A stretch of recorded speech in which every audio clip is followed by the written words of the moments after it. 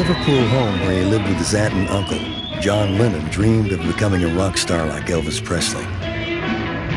Just down the road lived Paul McCartney, whose father once played in a ragtime band. George Harrison, who lived in this house and rode the bus to school every day with Paul, idolized guitarist Duane Eddy.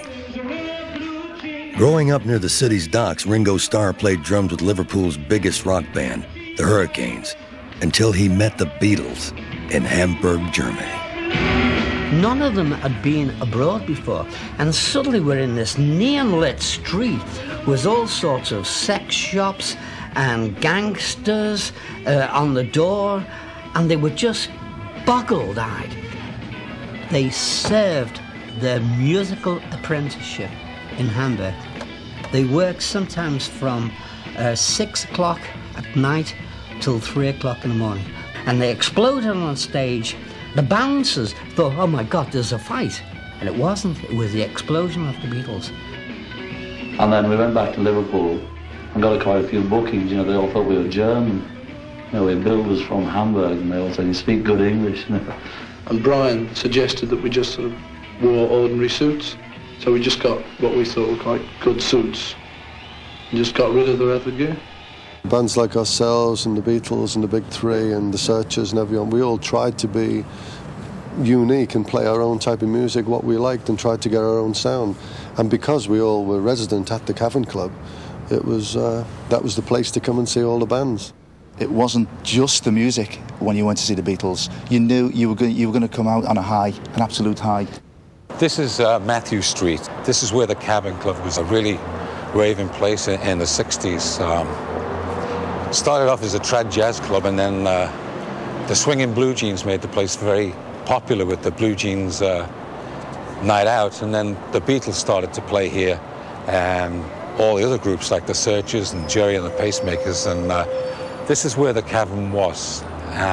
People ask me about the Cavern, and I always tell them that it was sweaty, it smelt, but to me it was the best rock and roll place that ever was, you know. And in the early 60s, it was a place where kids could rock and roll and have fun without anybody getting on their backs. And it was a tremendous atmosphere, and I don't know why, but I always thought that the Beatles sounded better at the Cavern than anywhere. You know, they were a lot more ballsy than the records. Brian Epstein, when he went down to the Cavern, which is, Brian hung out in a completely different world. He was rich. He had a successful family, successful furniture business that had a small record store in it, which is how people kept coming in and saying, hey, have you got that record of the Beatles and Tony Sheridan, that My Bonnie Lies Over the... Have you got that record? And after, like, the 40th time of kids coming in asking for the record, he said, well, you know, maybe I better get this record. And he started the record in, he sold it out, he got another 1,000, he sold that out, and he said, well, who are these kids? And he said, well, they're playing at this place called the Cavern, why don't you go down and check them out?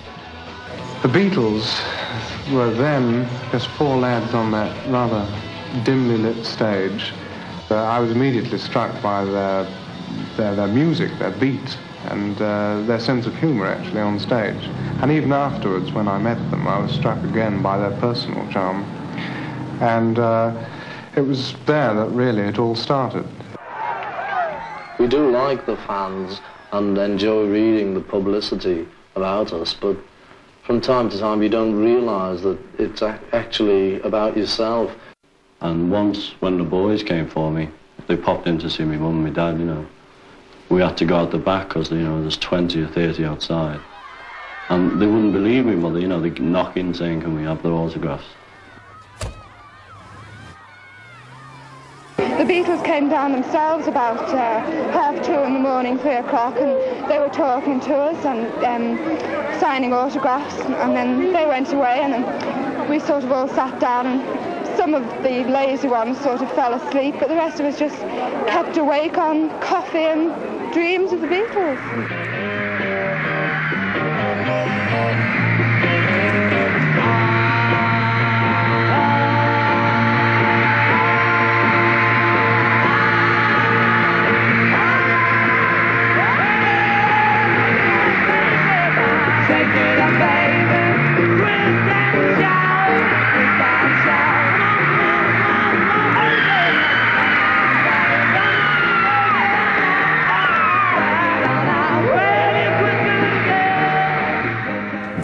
Beatles were like a gift from God. I was just at the perfect age for that. 14. Gave us all an identity. And I've thought before, just for the music, it was such a bonus that the music was like the best music ever.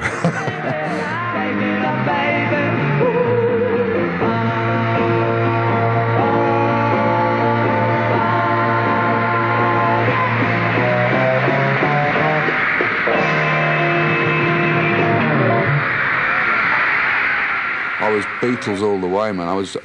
My bedroom wall was in fact completely covered. The walls, ceilings, doors, any Beatle pictures were stuck on my wall.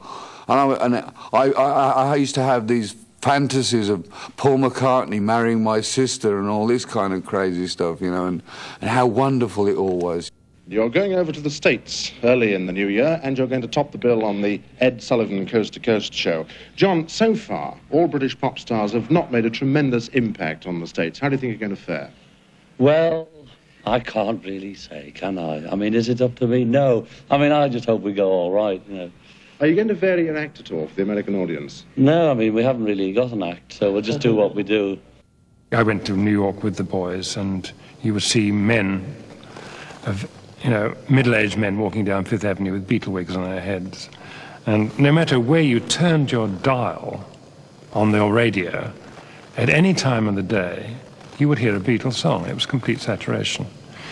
I think life for the Beatles in the early days was very tough. Once the success had come, once they were not only a success in England, but also broke the breaches in America, then they lived in a giant goldfish bowl and they couldn't escape. The British invasion this time goes by the codename Beatlemania. D-Day has been common knowledge for months, and this was the day.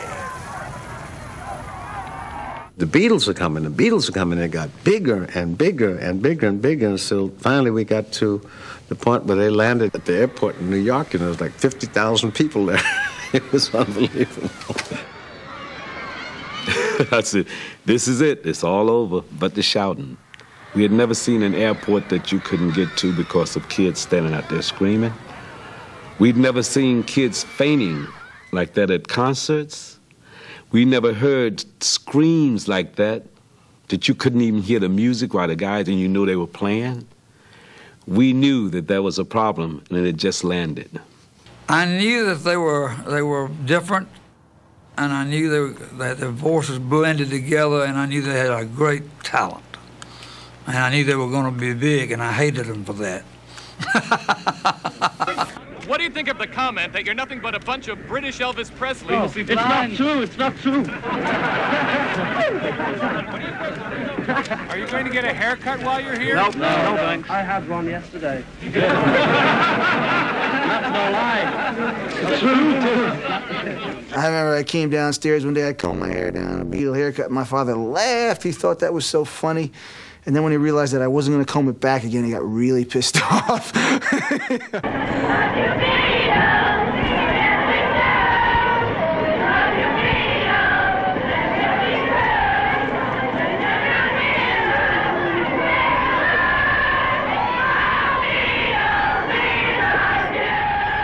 These girls were losing their minds. I mean, this appealed to me in a very fundamental way. I think I was about 13 or 14, and these girls were going nuts.